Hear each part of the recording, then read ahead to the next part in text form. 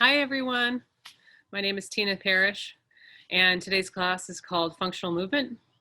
This is just a 20-minute video to help you get up and moving and do some simple senior fitness battery tests. Just check in, make sure that you're okay and that you can perform these activities.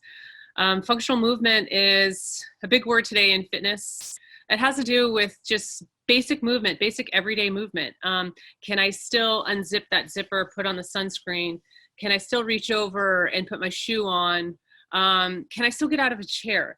So the fitness class today will focus on doing these fitness battery tests and just to make sure that you're getting them done. So it's great to be watching this video and to be performing these 3 to 4 times a week. Ready to get started? Okay. So first one we're going to do, it's called the back scratch. I'm going to roll my shoulders back. I'm going to anchor in my heels. I'm just going to go with a neutralized posture. Posture is pretty much everything. Everything we're going to do today, I'm always going to bring awareness to that neutralized posture, especially rolling the shoulders back, having what's called a proud heart, and making sure you're not slumped over. Also, your lower body, that's a big deal too. Screen for just a moment. That I am making sure that my knees are not coming in for support, or that my toes are out wide, or that I'm lifting my heels at times. So again, you want to feel really solidly planted, knees pushing out a little bit, knees over your second and third toes, shoulders rolled back. Anything that we're going to do today really is going to be always addressing that neutralized posture. So back to the back scratch. So the back scratch is, do I have the ability to be able to get my hands behind me, having them perhaps close to touching or even touching? You want to be able to do that on both sides. Now, you're probably going to really notice some flexibility differences, right? These can be caused through injuries, through just lack of movement, right? Injuries or lack of movement are going to cause your muscle structure to develop or to deteriorate differently, right? So what's happening with the muscles can affect how the joints are going to move, right? And what's happening with the joints can also affect how the muscles are going to react. So we're just going to go through that movement. It's things you're looking for, again, the nice neutralized posture. Can I roll my shoulder out more? Can I bring my elbow up? I want to make sure I'm not caving over. This also feels probably really good on the chest, as you feel like the chest is opening a little bit. That's a back scratch, right? So you still have a purpose in life to be able to pull up a zipper or fix your hair back there, take something off, right? So it's just a movement that we don't want to let go of. So there's our first fitness assessment, the back scratch. Okay, so let's go into sit and reach. Okay, there's still much of a need, I'm sure, in your daily life to be able to sit down and perhaps reach over for a drink or reach over to put on your shoe or just for something, right? So you're gonna get a nice chair, have a chair, one you can reasonably get in and out of, one that's stable, it's not gonna roll on you. One foot up, knee bent, other foot extended all the way. I'm gonna pull my toe up, right away should be feeling on my calf. And I'm going to extend out, and I'm going to fold over. Excellent, back up. I'm going to give you just a different view. So what can cause the back to have pain is if we excessively start to flex. That can hurt over time. So what I'm asking for your body to do is to not flex, to have that neutral back, and to simply hip hinge and come forward. You might feel that more, right? Your back is a lot safer. You might feel that more. You might feel that more in the quadratus lumborum, the lower back. You might feel it on the hands, and you might feel it on the calves. So we want to hip hinge forward without flexing the back and see how much we can get the toes or the hands, fingers over the toes. Excellent. I'm going to come back up and I'm going to switch. 1 foot forward, 1 foot out, dorsiflex, toe pulled up, neutralized posture, right? Again, right? Big secret I'm giving you today. Flexion is what hurts the back, is what compresses anterior inward towards that spine. So I'm going to come up, I'm going to extend out, and I'm going to hip hinge forward. How much can I get my fingers over those toes? Good. We'll go ahead and repeat to the other side. Again, you can see this, right? Functional movement is movement or activity that's going to somehow aid you in your daily living, right? So we're living in kind of these COVID times, coronavirus, shelter in place, right? You want to stay independent. You want to be safe. You want to be able to perform these functional moves. Extend out. Hip hinge forward. Probably one of the most valuable things that I can give you today is how to treat your spine through all of this. Go one more time on that side. Hip hinge. And come back up. Good, I'm gonna switch. Extend out. Anchor in. Reach out. And hip hinge.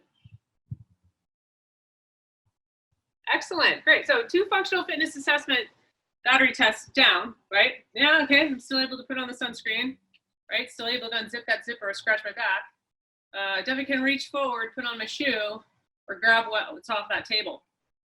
Next one, super important. So it's getting in and out of a chair, right? We will need that for the rest of our life. So you want to get back into that chair. You want to sit all the way down, right? I would not go with a chair that would cause your upper legs to be anything less than a 90-degree angle, right? So if your chair is really low, it's going to be a little bit harder for you to get out. And if it is hard for you to get out of the chair, then I do want you to put a pad or to come up into a chair that's a little bit higher. So test is very simple, very straightforward. Come in and out of a chair as many times as possible within 30 seconds. You ready to get started? Here we go. On the clock. I'm going to come up all the way. Point where I squeeze my glutes, or I drop my body back in. It's okay if I want to use my arms, if I need to have a little momentum. But what I don't want you to do is I don't want you to hang on to something in order to get out of that chair. If you can only come out 4 times within 30 seconds on your own, I want you to do that.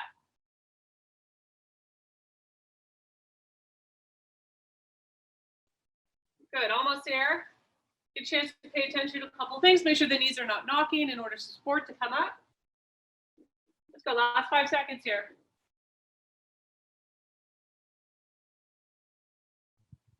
Great, okay. So we're gonna go through that drill just about one more time. I mean, you can do that drill as many times as you need to, and finding different progressions and different ways to make it different or challenging, or even regressions. What are some ways that I could make it a little bit easier? We're going to go with a progression, right? Back down in the chair. If you were able to do that fairly well, then I want you to try something like crossing your arms over your chest, and perhaps even closing your eyes, right? There's always a way to make it a little bit harder, and that's kind of the point in fitness, to bring in different variables once you've nailed one variable down. So another 30-second out of the chair drill. Go. So I've chosen progressions. You know that chair fairly well. I want to make it harder for myself. I'm going to start to close my eyes. That could throw my balance off. That could be challenging.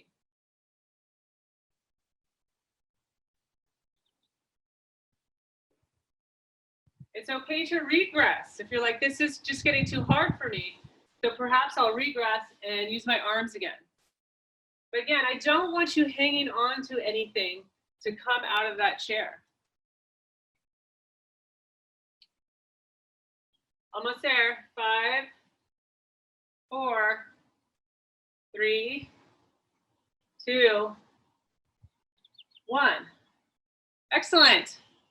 All right, got 3 functional fitness battery tests down, right? Okay, working on my reaching or working on my back scratch, able to have that flexibility, opening the chest up, able to reach forward, hip hinge correctly, and not flex my back. And working on able to come out of the chair, right? That's a lifelong skill, wanting to come out of that chair for the rest of your life. So I'm gonna do a little bit of up and go. So I'm gonna take my chair, go ahead and move it down. And what I want to work on what's called power, right? Don't be scared of that word power. Power is just trying to respond quickly. And that's great for the muscles. It's great for muscle stimulation as you get older. So what I want to do is come out of the chair as quickly as I can, walk over, act as if I'm picking something up, and come sit back down. Are you ready? Go. Up I go. Pick something up, turn around, come back down. Lesson repeats itself. Pick something up, come back down. Now I know a lot of people have knee issues, right? So we'd be very careful as to where we're at in this exercise. But as you bend down, right, people are always worried about the knees. It's like, this also makes the knee, especially the inner knee, stronger. So we've got to give the muscles something here.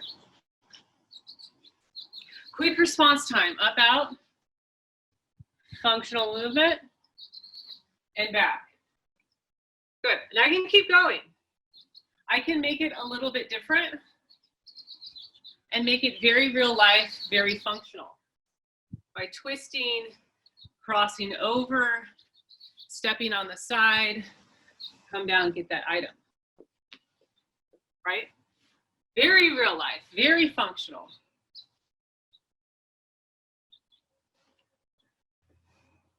I'm gonna throw about 2 more of these.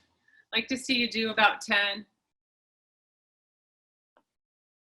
Life is very 3-dimensional, right? We don't just walk in one way, or we walk in many different ways, right? So that remains to be very, very functional.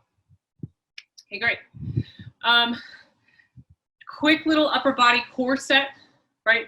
So I'll give you 3 exercises that can do all over strengthening. You did these nice functional fitness battery assessments, just making sure your body's functioning. Hey, get up out of a chair. I can get out, I can walk over, I can pick something up. I can be able to back scratch. I can be able to reach. So I'll give you just 3 little moves that do a nice standing core routine, and that will help enhance those functional fitness assessments. Go ahead and put the arms out. Remember, neutralized. Caring about my spine from the start. So there's a tendency when you come out for people to kind of start to flex, right? And this is what hurts the back. Come up, squat down. And I'm gonna do just a simple shovel. So I'm not doing a heck of a lot of pivoting. I'm working mostly in my anterior space. But see, this is very functional. This is very real life. It's very realistic that you're going to pick something up, bring it up, and drop it to the other side, right? And so you're just taking care of the spine as you do that. You're making sure you're not flexing and reaching out, but you're up, ankles down, or heels down. I want you to go through about 8 reps of that, okay? So then we're gonna change this up a little bit. We're gonna make it a little bit more dynamic. We're gonna do wood chop. Okay.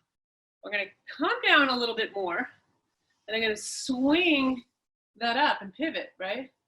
So where my toes go, my knees follow. Movement got a little bit more dynamic. I keep turning because I keep wanting to give you the side views. So I don't want you to turn. I'm just doing these side views. So you'd be like, oh, that's what it looks like. Especially the back. Very functional. Very real life. About 8 sides on one side, and then I'm going to go the other. Reach up, swing up.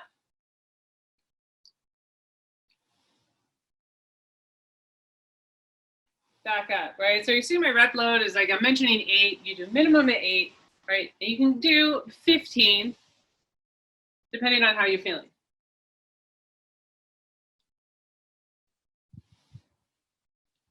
Great, okay. So I'm gonna do one more move here. It's called the discus. So this really starts to get multiplanar, really starts to become very, very 3D. You gotta think through it. That's good for the brain, it's good for the muscle.